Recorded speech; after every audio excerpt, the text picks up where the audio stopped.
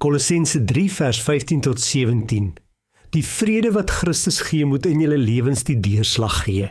God het julle immers geroep om as lede van een liggaam in vrede met mekaar te lewe. Wees altyd dankbaar. Die boodskap van Christus moet in sy volle rykdom in julle bly. Leer en onderrig mekaar met alle wysheid. Met dankbaarheid in julle harte moet julle psalms, lofgesange en ander geestelike liedere tot eer van God sing.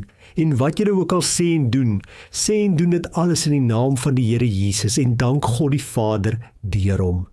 Paulus kom beskryf hier in Kolossense 3 vir ons prakties hoe ons as gelowiges moet lewe. En dan noem hy 'n klompie dinge. En die eerste ding wat hy sê is, ons moet in vrede met mekaar lewe.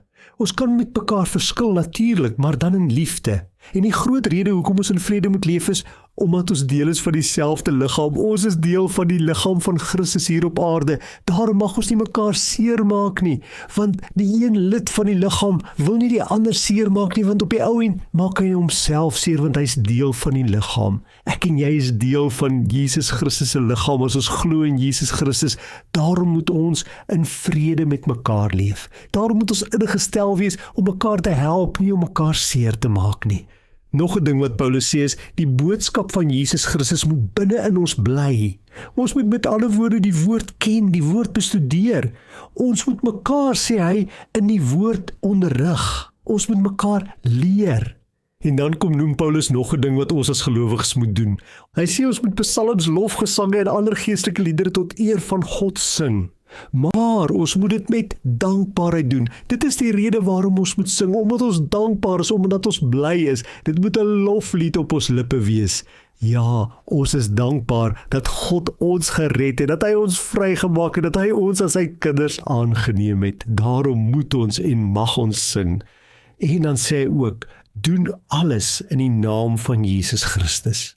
Maak nie saak wat jy sê en wat jy doen nie. As jy 'n kind van Jesus is jy sy ambassadeur, sy verteenwoordiger hier op aarde. Jy is deel van sy liggaam hier op aarde. Daarom moet jy alles wat jy sê en alles wat jy doen in Jesus Christus se naam. Onthou vandag, jy dra die naam van Jesus saam met jou as jy sy kind is.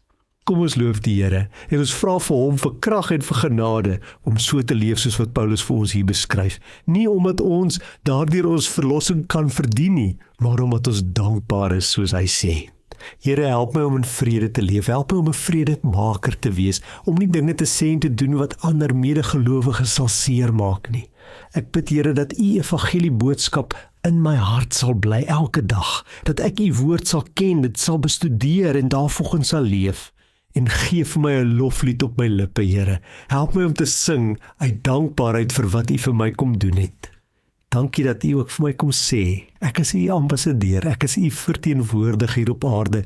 Wil u my 'n waardige verteenwoordiger maak, sodat ander mense u sal loof en u naam sal groot maak, omdat hulle met my te doen het, omdat hulle my lewe sien. Ek wil so graag net u lig laat skyn waar ek ook al gaan. Dit bid ek in Jesus se groot en wonderlike naam alleen. Amen.